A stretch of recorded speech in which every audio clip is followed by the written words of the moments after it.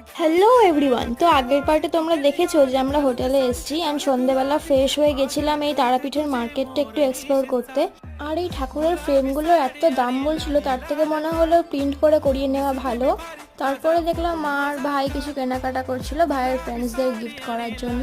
দেন তারপর ভাবলাম একটু চা খাওয়া যেতে পারে, এখানে মটকা চাই ছিল তো সেটাই ট্রাই করলাম, টেস্ট ওয়াজ গুড।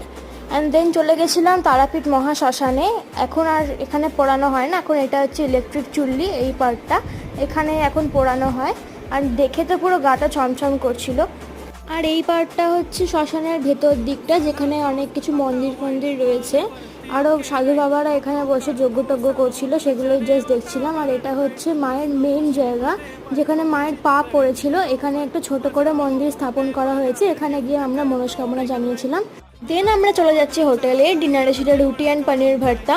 আমি একটু স্কিন কেয়ার করে নিই, তার তক স্টে টিউনড অ্যান্ড বাই।